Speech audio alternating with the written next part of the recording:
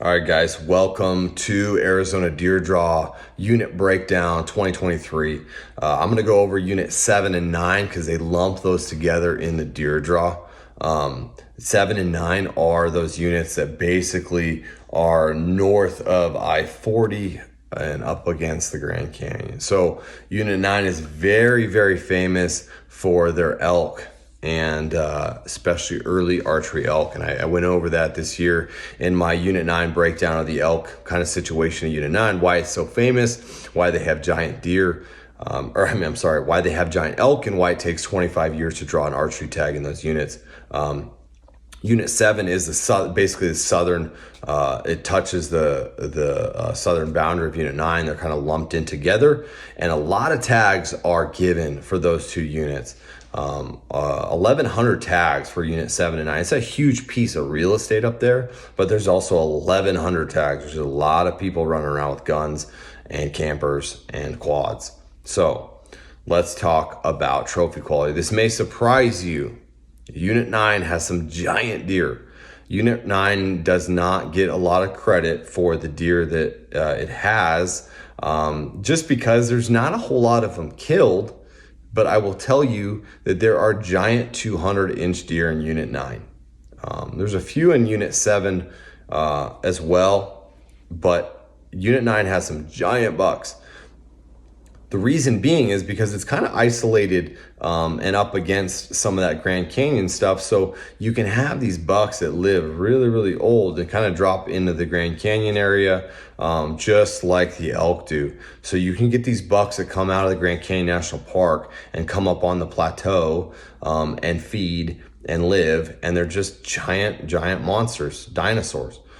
The problem with Unit 9 specifically, and I went over this with elk, it is really hard to glass. It is really hard to actually get a vantage point and really pick apart big pieces of country. It's a lot of canyon to canyon type stuff. It's a lot of water hole to water hole. You're not looking at a ton of country.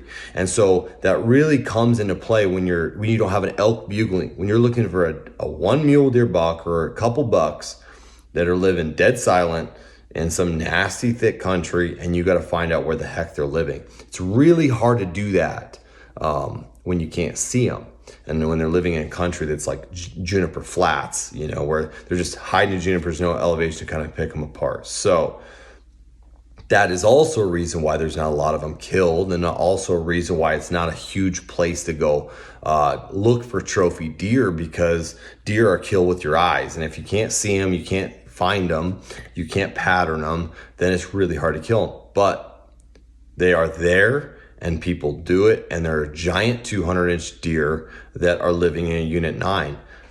So keep that in mind. If you're one of those guys that really likes a challenge and maybe is a solo hunter and wants to kind of get out, honestly, still hunting some of that stuff and some of those junipers and getting an idea and looking at water holes and reading sign, it's a really good way to hunt if you know how to do that. If you're a guy that relies completely on your optics and long range shooting, then this is probably not an area where you want to focus.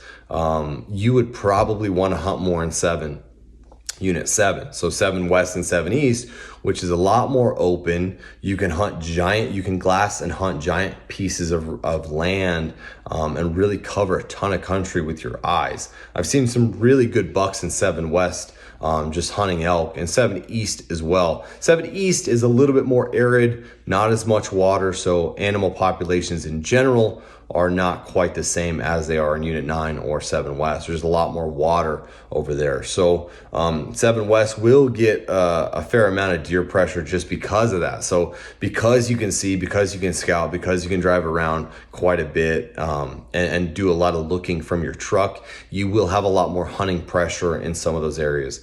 In this hunt, generally speaking, I mean, there's a lot of places to camp, a lot of places to roll around with your vehicles. In general, a very easy hunt logistics wise. It's right off I-40. All the roads are pretty well managed. And there's a healthy deer population up there too. So there's a lot of deer that are going to get shot.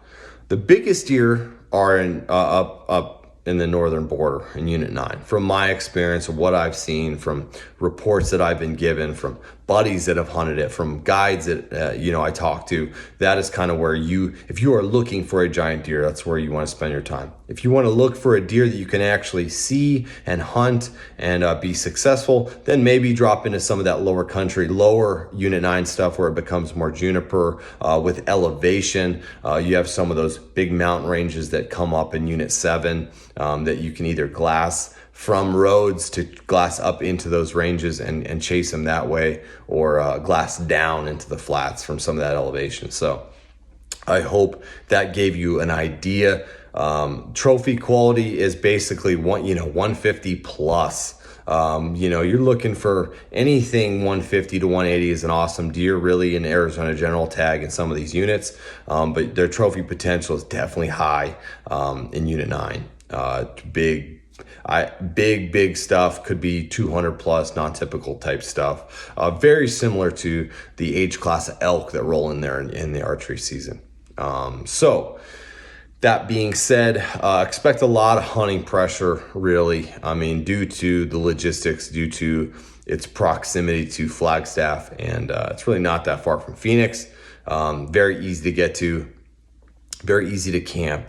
Not a ton of like crazy walk-in, hike-in, backpacking type country. You can do that in some of that stuff in 7E, some of the big mountain ranges there, but it's not really dialed in. It's not really geared for that. It's mainly geared for, got a lot of guys driving around, glassing. Sitting water is actually a popular thing to do during the rifle season.